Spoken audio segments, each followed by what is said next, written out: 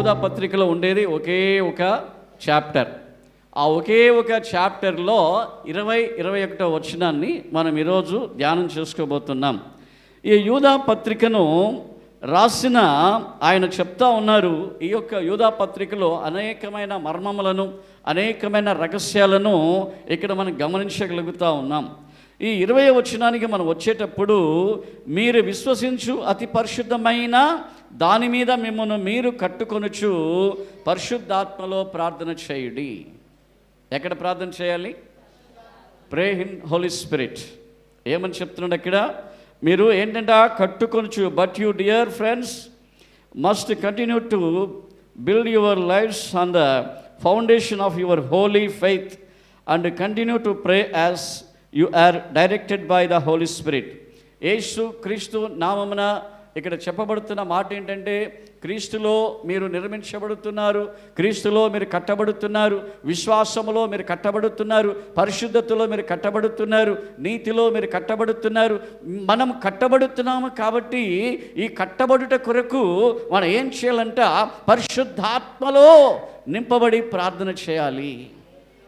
ప్రార్థన ఈరోజు చాలామంది సాదాసీదా ప్రార్థన చేస్తూ ఉన్నారు. ఈరోజు ఒకసారి ఇక్కడ ఉన్న దేవుని బిడ్డలు మీరు గమనించండి, మన ప్రార్థనకి అద్భుతాలు జరుగుతూ ఉన్నాయా? మనమందరము బైబిల్ పట్టుకొని ఆమె మందిరాలకు వస్తూ ఉన్నాం. మనం చేస్తున్న ప్రార్థనకి అద్భుతాలు జరుగుతూ ఉన్నాయా? ఒకసారి మీరు ఆలోచించండి. మీరు ప్రార్థన చేస్తున్నారా? మీ రోగాలన్నీ తగ్గాయా? స్వస్థతలు కలిగాయా? దయచేసి ఆయన చెప్పేది జాగ్రత్తగా గమనించండి. మనము చేస్తున్న ప్రార్థనకి జవాబు వస్తుందా? రావట్లేదా?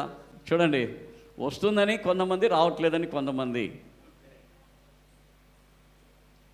ప్రార్థన చేసే విధంగా ఈరోజు చాలామంది ప్రార్థన చేయట్లేదు. కాబట్టి దేవుడు చెప్తున్నాడు, పరిశుద్ధాత్మలో నింపబడి ప్రార్థన చేయండి. కొరింథీయులకు రాసిన పత్రికలు అంటాడు, నేను ఆత్మతో ప్రార్థన చేస్తాను, మనసుతో ప్రార్థన చేస్తాను.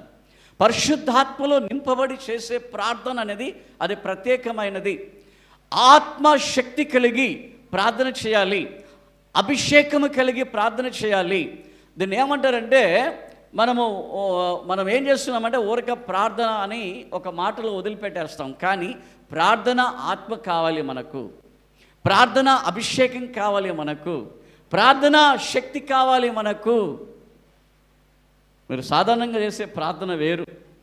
చాలా సందర్భాలలో మనం చేసే ప్రార్థనలకు జవాబు రావడం లేదు.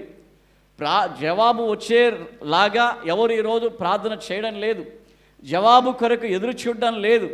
అందుకే దేవుడు చెప్తున్నాడు, ఏం చెప్తున్నాడంటే, ఆత్మతో ప్రార్థన చేయండి, ఆత్మలో నింపబడి ప్రార్థన చేయండి అని చెప్తా ఉన్నాడు. దేవునికి మహిమ కలుగునుగాక. ప్రార్థనా శక్తి అనేది మనకు ఉండాలి. ఈరోజు ఎంతమంది జీవితాలలో ప్రార్థనా శక్తి ఉన్నదనేది మనం తెలుసుకుందాం.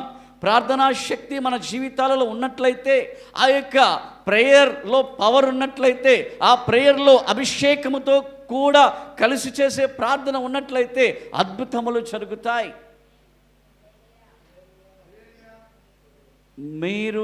నేను అనేక సందర్భాలలో ప్రార్థన చేసి, ఒకవేళ మీరు ప్రార్థన చేసి ఫెయిల్ అయిన సందర్భాలు ఉంటే ఇప్పుడు ఒక్కసారి జ్ఞాపకంలోనికి తెచ్చుకోండి. దేవుడు ఈరోజు మీ అందరినీ కూడా ఏ విధంగా మార్చబోతున్నాడంటే, ఆమెన్, ప్రార్థనా శక్తిని పొందుకొని, అనాయింటింగ్ ఆఫ్ ప్రేయర్ స్పిరిట్ పొందుకొని ఇక్కడి నుంచి ప్రభు మిమ్మల్ని పంపించబోతా ఉన్నాడు. దేవునికి మహిమ కలుగునుగాక.